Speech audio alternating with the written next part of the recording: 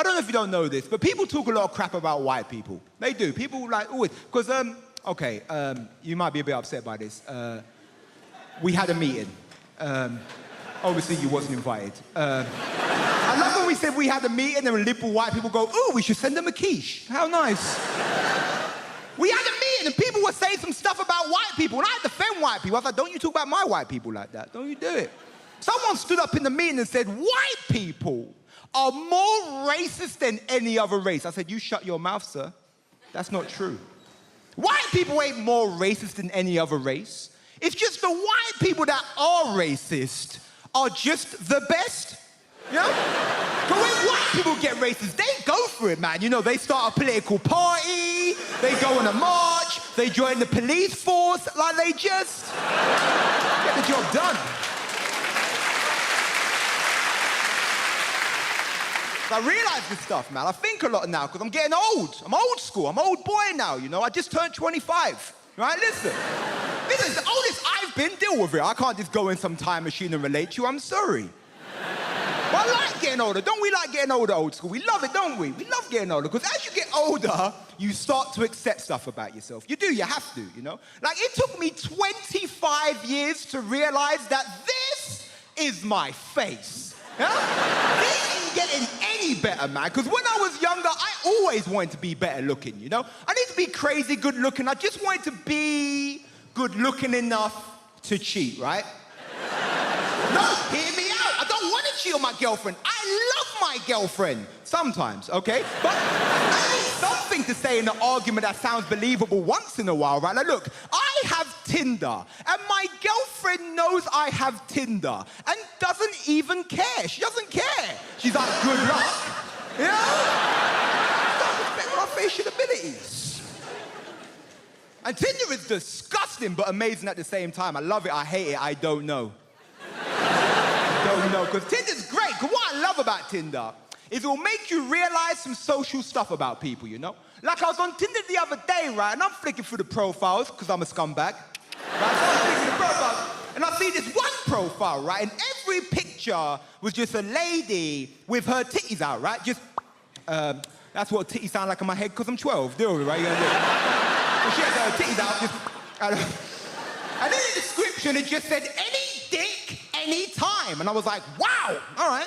You know your market, I like it, right? So, show my girlfriend the profile. My girlfriend looks at the profile and goes, oh my God, what a whore. I said, what, babe? No.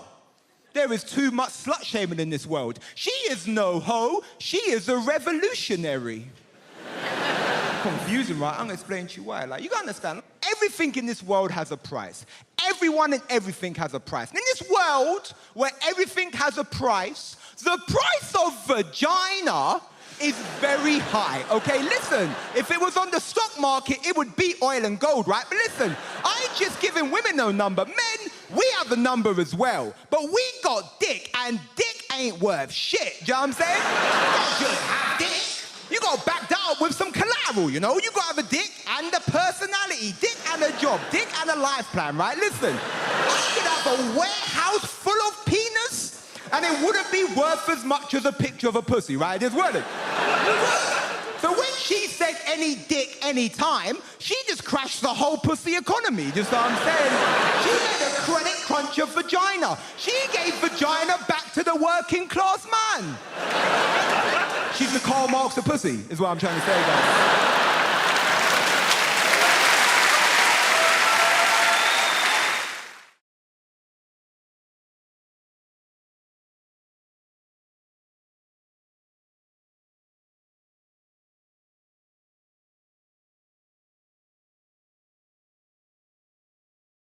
The most sexually adventurous thing I ever did, I did it when I was single. When I was single, I ordered the #1 vibrator on the Love Honey website. And the Love Honey website is a sex toy website, for those of you pretending not to know. I kind of ordered it out of spite, right? Because one of my exes called me a prude, which I think is such an extreme thing to call someone. I don't think I did anything to warrant that. The only thing I can think of maybe is once I said that I don't like morning sex. That's not a big deal. That doesn't mean that I'm not sex positive. I just don't think you should do something that disgusting in the morning. Not whilst the blackbird is singing his morning tune. But I went on the website, it was late at night, I just ordered the first one on the list because I thought that would be good, that would probably be quite nice. The thing that arrived is so terrifying. It plugs directly into the wall. It has one of those on the end of it. It uses mains electricity. It needs to be pat tested.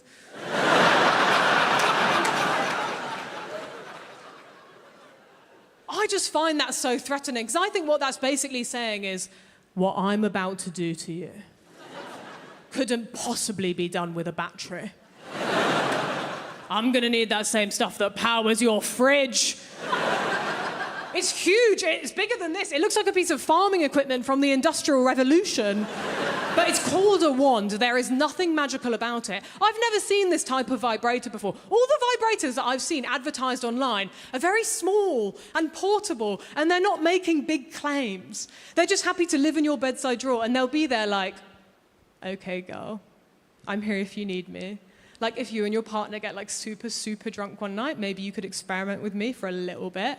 Honestly, I might not do anything, but I might speed things along for you a little bit. Either way, no worries if not. Whereas my vibrator is just next to the bed like, do you want to meet God? Not really. It doesn't even fit in the bedside drawer. It's just curled up on the floor like a python. And after it arrived, I was like, is this the right thing? Because I checked on the website, because I thought maybe it got mixed up with like an order meant for Guantanamo Bay. It was the right thing. Not only that, I read the description for the first time. It said in the description, this is the world's most powerful vibrator. I don't think I need that. I need absolute max, a whisper on the wind. The world's most powerful vibrator. You shouldn't be able to buy that without a license. Underneath as well, it said, the vibrator will turn off automatically after 20 minutes for your safety. 21 minutes and there's a danger of death. I don't even want to share. It cost £90. So I felt like I had to try it because I spent so much money. And I don't even have a plug next to my bed. I had to get the extension cable. That felt desperate. I turned it onto the lowest setting. It had 8 settings. I turned it onto setting 1. It was so loud. I was like, there's nothing private about this experience. The neighbours are going to think I'm having a new kitchen put in. At midnight, they're going to call the council. Well, no, they're not calling anyone. They don't have any power right now.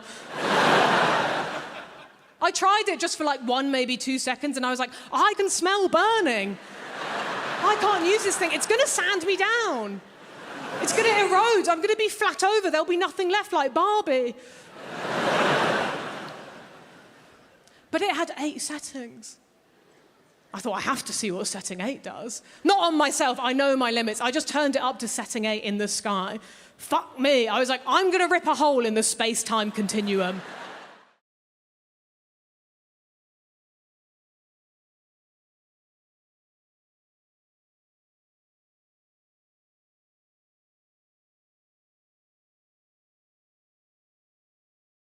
They know their wildlife over there in Australia, unbelievable. They have koala bears over there. They have so many of them, they've actually trained them to work in the cities. And get your guess, right? What job do you think koala bears do in Sydney at the moment? What job are they trained to do? Give me a guess. What's that? To be bears. To be bears. They're kind of, doesn't take much training, Tracy, to be honest. Given that it's already a bear, it really, unless you want to be a different kind, you're no koala, you're a grizzly, get out there, go on, get out there, koala. Give me another guess. What do they train them to do? Koala bears. Cuddle. Cuddle is glorious. What a beautiful idea. They train them to work as professional cuddles. That's a fabulous idea. All over Sydney, there'll just be podiums sitting there with a koala on it, and you can walk up and go, I'm a bit down at the moment.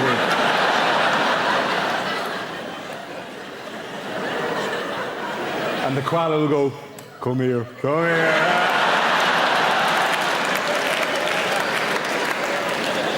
All right, now you shouldn't have now. Thanks very much. Brilliant suggestion. Give me one more suggestion. As phone sex operators. They train the koalas to work as phone sec, not actually just as operators, not actually to do the thing, but to go, I'll put you through now. Well, you sound like you need a bit of loving, do you? Well, there's a very strict woman on line 4. I'll give you that to her, right? Because koalas are very good at that kind of notion like that. Or is it actually to talk to the customers? Oh, do you want to see what I'm wearing? I'm all furry and exciting, right? I'm the furriest little koala you've ever seen. I'm slipping out of the fur at the moment. Look at that. Do you like that? That's kind of sick. That's weird. What they actually train, the job they actually train koala bears to do in Sydney is to work as bicycle locks.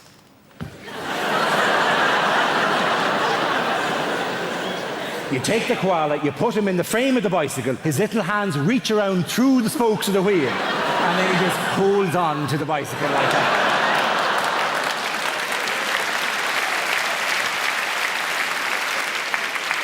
The finest answer I ever received, though, was in a university in Dublin, and I said, what job do they train them to do? And a student there went, is it guides for the blind? And I said, well, surely they'd use dogs for that. And she said, not for walking, for climbing.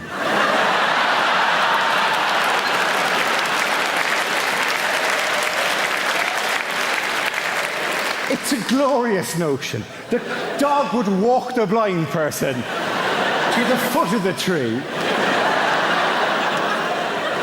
at which point control would be handed over to the koala bear, who would then walk the blind person up past difficult clumps of branches and whatnot, till they got to the top, where presumably it would then describe the view to the blind person.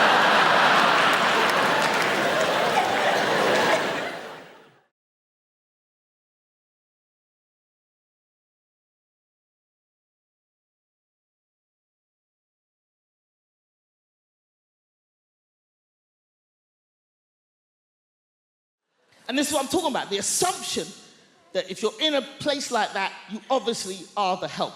Okay, example 2, that's it, white people. One more example, and then we're moving on, right? I'm on tour in the UK.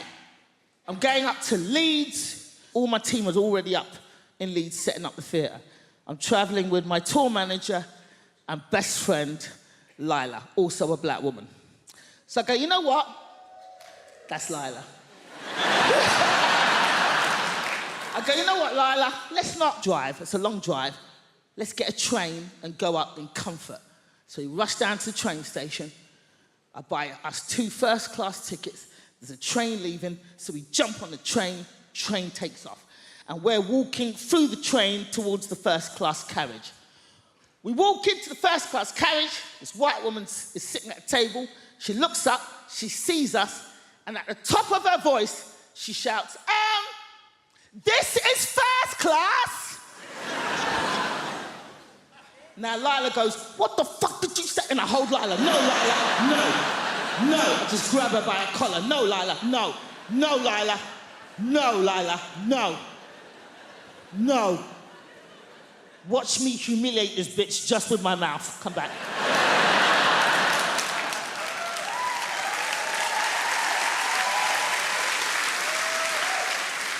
So at the top of my voice, I say, thank you, lady. But what was it about us that made you assume that we didn't belong in the first-class carriage?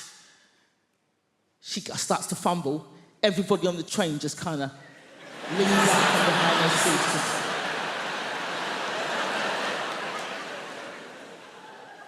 And she gets flustered. She's like, and then all she could think of was like, I thought you were lost. And I was like, how'd you get lost on a moving train going in one direction, bitch? How? Now, this woman was not alone. She was with her husband. Her husband was sitting opposite her at the table, same table. But we did not see her husband's face for this entire confrontation, because the entire time he was hidden behind the newspaper, just... His hands never came down. All we saw were his knuckles just gripping that paper. And they were in their 60s. So they'd obviously been married a long time, and he's behind that newspaper going, ah!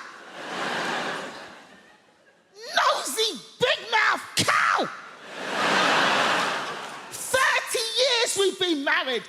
And every day of those 30 years, I've said, mind your own fucking business.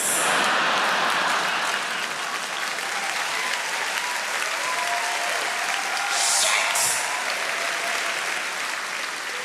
And now we're both gonna get beaten up by these two black boys.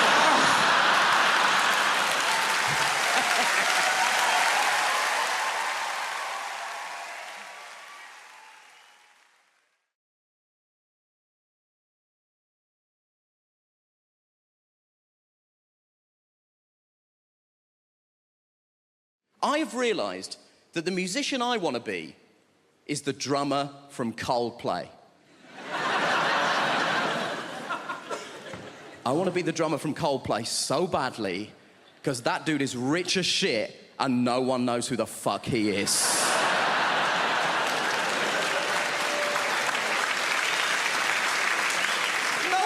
Who the drummer from Coldplay is. He could be here and no one would know. It could be you, it could be you, it could be you. I'm not sure it's an Indian woman, but it could be. We don't know. I'm obsessed with the idea that this guy has the best life in the world. And I was telling my friend about this, and she tried to tell me something that she was trying to portray as a bad thing. Apparently, he loves Game of Thrones, so he said to HBO, can I be in Game of Thrones? And they were like, yeah, man, you're the drummer from Coldplay. You can do literally anything you want. We'll restart The Sopranos if that's something that will make you happy, right? Now, he is in Game of Thrones. Confession time, I don't watch Game of Thrones, but even I know the Red Wedding is an important episode of Game of Thrones, right? He is in the Red Wedding. Guess what he is doing in the Red Wedding? He is the drummer in the wedding band.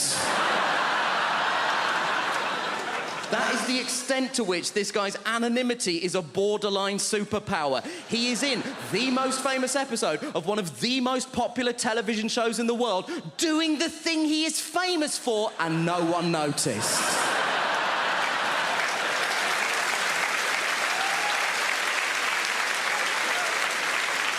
That is Kaiser Soze shit.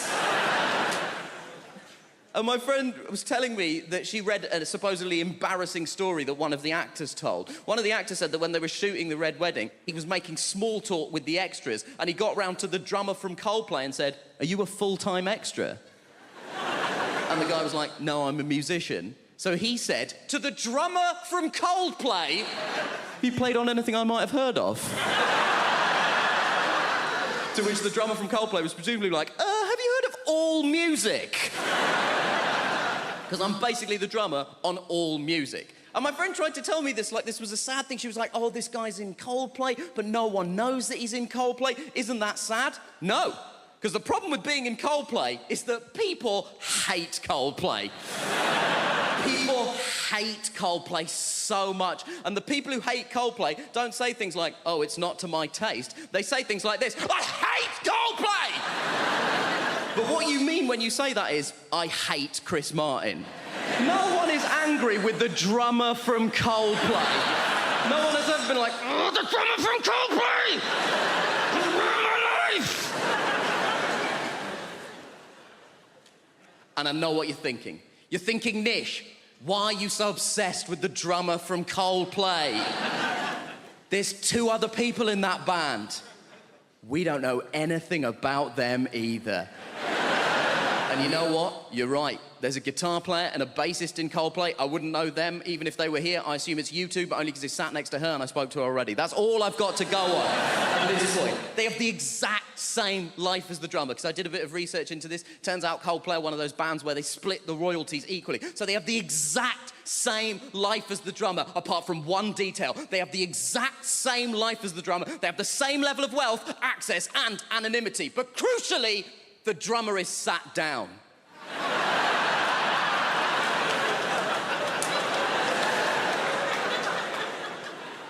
And that is the dream.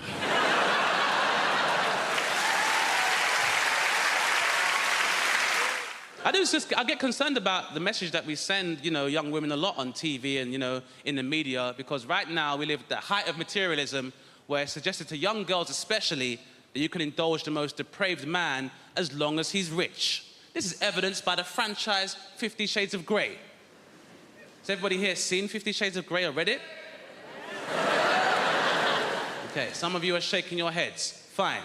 I will give you a quick plot summary of 50 Shades of Grey.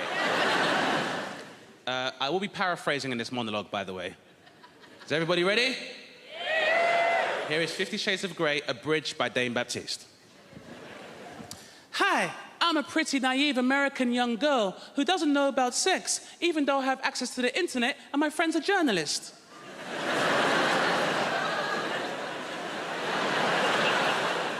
Mr. Grey, you seem so mysterious and rich. Can I interview you? That's right, baby. I am mysterious, and I'm rich as hell. Can I put a pineapple in your ass?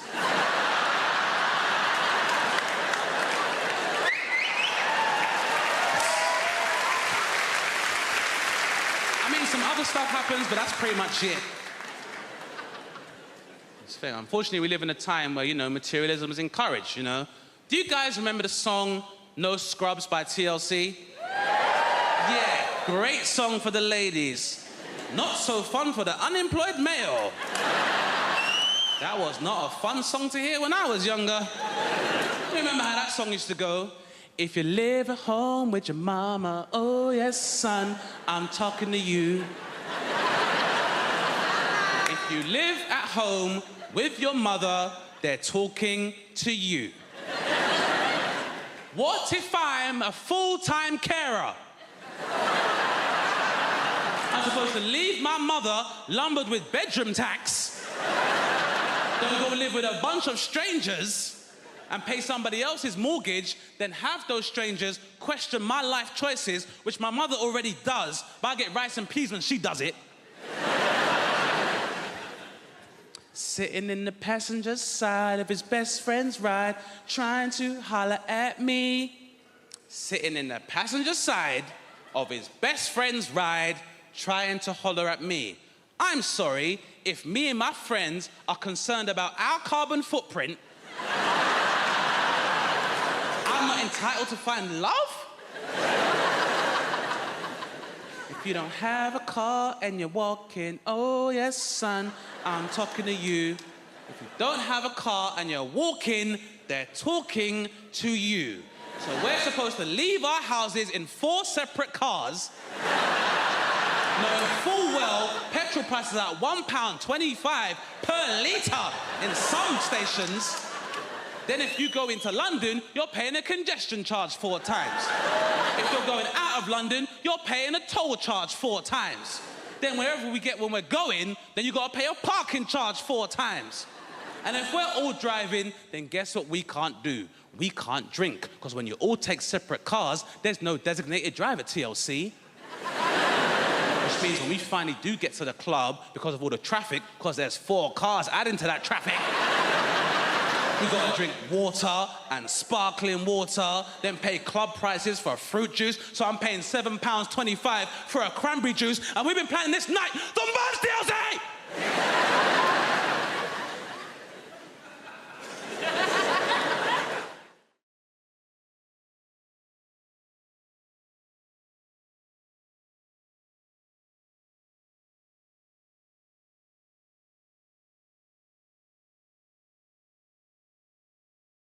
We've moved now. We've moved to a place called Pinner.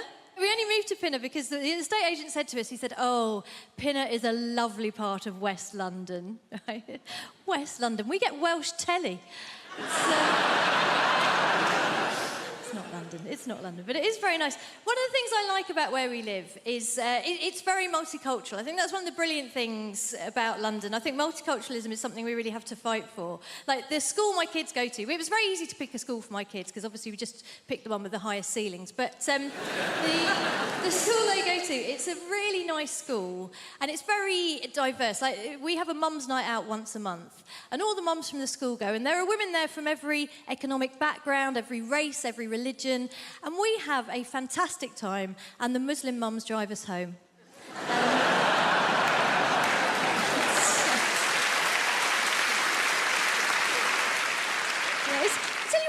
It is nice. I had an incident the other day, though. I was walking down the street near where I live, and it was one of those sunny days, one of those days that remind some van drivers that women have breasts. You know, one of those. And I was walking down the street, and there was a van drove up and slowed down, and 2 guys leaned out of the van, and they were in classic kind of leching position. And I knew they weren't going to be looking at me because I am 44 years old. And in fact, my older friends, when I was turning 40, they said, oh, being over 40, it makes you invisible, right? And I have found, yes, that is true, but the brilliant thing is it mostly makes you invisible to dickheads. So it's not really a problem, it's a superpower, if anything. So I'm walking down the street, these two guys are leaning out of this van, and I see they're leching, but they're looking past me at a younger woman, a woman in her 20s, who is walking alongside me. And these guys do the classic thing. They lean out of the van and they gave this woman a very detailed appraisal of her anatomy. You know, they covered all the main areas in bullet-pointed form, very thorough. And then they went on to suggest what I can only describe as a smorgasbord of activities they felt they would enjoy indulging in with her were they not under pressure of time to get to the next plumbing job. So they did all this and they drove off. And naturally, I turned to this woman and I said, oh my gosh, are you okay? That was horrific. And she said, no, I'm fine. It happens all the time. And I thought, yeah, it does when you're in your 20s, doesn't it? And we were chatting about how silly it was as we walked down the street. And then we got further down the road and the traffic had slowed down and this van had come to a stop. And I think a few years ago I would have just left it, said nothing. But this year I thought, you know what, if I'm going to be invisible, you know who else is invisible? Ninjas. I'm going to be a bloody middle-aged ninja. I'm going to strike, right? So I went up to the van and I just leaned in and I said, oh, hi, guys. Listen, sorry to bother you. I just wanted to say thank you so much for what you did back there because my son here has been undergoing a very difficult gender reassignment.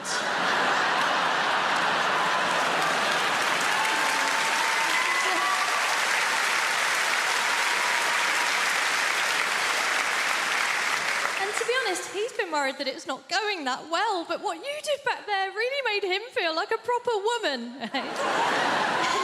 Thank you. I was delighted with myself as well. But what was really special was that then the young woman next to me leaned in beside me and in the deepest voice I've ever heard, just went, yeah, thanks, guys.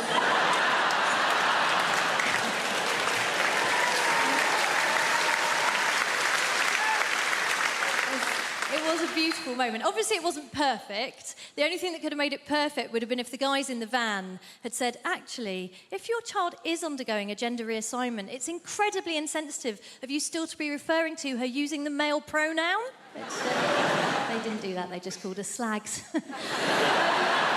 I get concerned about the message that we send, you know, young women a lot on TV and, you know, in the media, because right now we live at the height of materialism where it's suggested to young girls especially that you can indulge the most depraved man as long as he's rich. This is evidenced by the franchise 50 Shades of Grey. Has everybody here seen 50 Shades of Grey or read it? Okay, some of you are shaking your heads. Fine. I will give you a quick plot summary of 50 Shades of Grey. I will be paraphrasing in this monologue, by the way. Is everybody ready? Yeah! Here is 50 Shades of Grey, abridged by Dame Baptiste. Hi, I'm a pretty naive American young girl who doesn't know about sex, even though I have access to the internet and my friend's a journalist.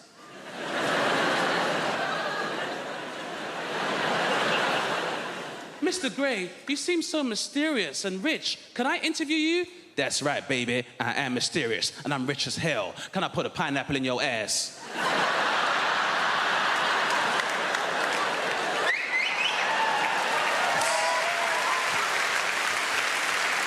Some other stuff happens, but that's pretty much it. It's fair. Unfortunately, we live in a time where, you know, materialism is encouraged, you know. Do you guys remember the song No Scrubs by TLC? Yeah, great song for the ladies. Not so fun for the unemployed male. That was not a fun song to hear when I was younger. You remember how that song used to go? If you live at home with your mama, oh yes, son, I'm talking to you.